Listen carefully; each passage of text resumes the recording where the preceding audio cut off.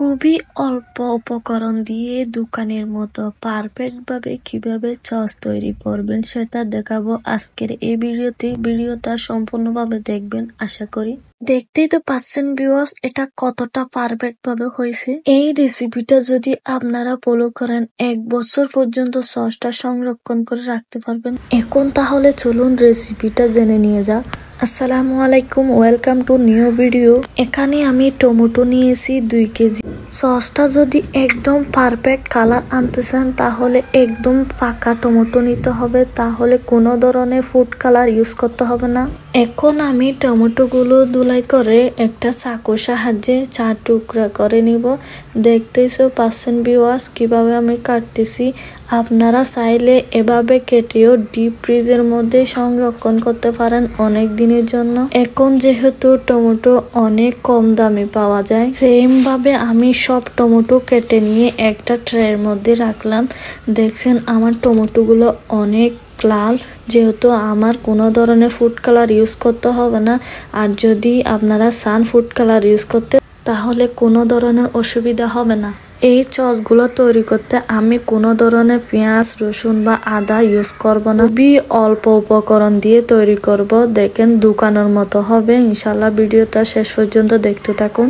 এখন আমি চুলার মধ্যে একটা ফ্যান বসিয়ে দিলাম। ফ্রাই প্যানটা যখন গরম হয়ে আসবে এই পর্যায়ে আমি দিয়ে দিব কেটে রাখা টমেটো গুলো। আস্তে আস্তে সবগুলা আমি দিয়ে দিব। এই পর্যায়ে চুলার আঁচটা রাখবেন মিডিয়াম, কারণ দেওয়ার সাথে সাথে টমেটো থেকে পানি বের হয় না, যার কারণে লেগে যাওয়ার সম্ভাবনা থাকে। এখন আমি একে একে সব টমেটো প্যানের মধ্যে দিয়ে দিলাম।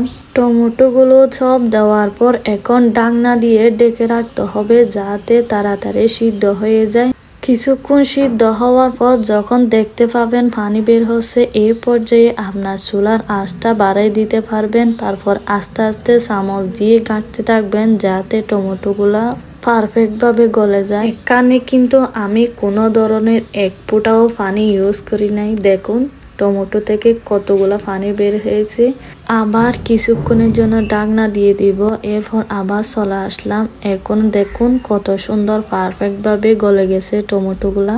যখন দেখতে পারবেন টমেটো গুলা কোষা থেকে বের হয়ে এরকম পানির মতো হয়ে যাবে, তখন করতে হবে চুলার আঁচটা বন্ধ করে দিয়ে ঠান্ডা করে নিতে হবে।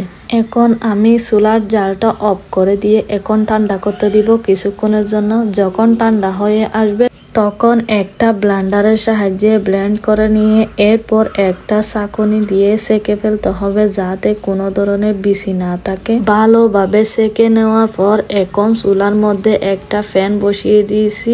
এরপর দিয়ে দিব এই সেকে রাখা টমেটো গুলা। সবগুলা দেওয়ার পর যখন দেখতে পাবেন টমেটো থেকে এভাবে ব্লক ওঠা শুরু করছে, তখন দিয়ে দিব চিনি। এখানে দেখতে পাচ্ছেন আমি চিনি কতটুকু দিছি। চিনি দেওয়ার পর একটা চামচ দিয়ে চিনি গুলা একটু গুলিয়ে নিবেন। চিনি গুলা যখন মিক্স হয়ে যাবে এরপর দিয়ে দিব লাল মরিচের গুঁড়া। আপনারা কিন্তু লাল মরিচের গুঁড়া আপনাদের টেস্ট অনুযায়ী দিবেন। এই পর্যায়ে আপনার চুলার আঁচটা রাখতে হবে মিডিয়াম যাতে নিচে লেগে না যায়। এরপর দিয়ে দিলাম স্বাদ মতো লবণ। লবণটা কিন্তু আপনাদের টেস্ট অনুযায়ী দিতে হবে। সবগুলো দেওয়ার পর আবারও আমি চামচ দিয়ে এভাবে গুলিয়ে নিব। এবার দিয়ে দিব ভিনেগার। এই ভিনেগারটা দেওয়ার কারণ হচ্ছে আপনি অনেক দিন পর্যন্ত সংরক্ষণ করে রাখতে পারবেন, কোনো ধরনের নষ্ট হবে না। এখানে কিন্তু আমি টমেটো সস বানাচ্ছি 2 কেজির মধ্যে, সেই ক্ষেত্রে আপনি পুরোটাই দিতে পারবেন না, 1 কাপ মতো দিতে পারবেন।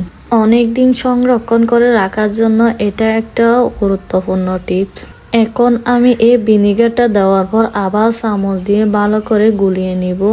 এখানে কিন্তু আমি কোনো ধরনের কর্নফ্লাওয়ার ইউজ করি নাই ঘন হওয়ার জন্য। চুলার আঁচটা মিডিয়ামে রেখে এভাবে চামচ দিয়ে নাড়াচাড়া করতে থাকবেন যাতে উপরে সরা বসে না যায়। দেখুন আমার সসটা এখন একদম পারফেক্ট রেডি। সসটা ঠান্ডা হয়ে গেলে এখন একটা বাটির মধ্যে নিয়ে নিব। দেখুন কতটা পারফেক্ট ভাবে আমার সসটা তৈরি হয়ে গেছে। কালারটাও লাল হয়েছে, একদম দোকানের মতো হয়েছে। আশা করি আপনাদের কাছে ভালো লাগবে। যদি ভালো লেগে থাকে তাহলে আমার পেজটা সাবস্ক্রাইব করে দিবেন।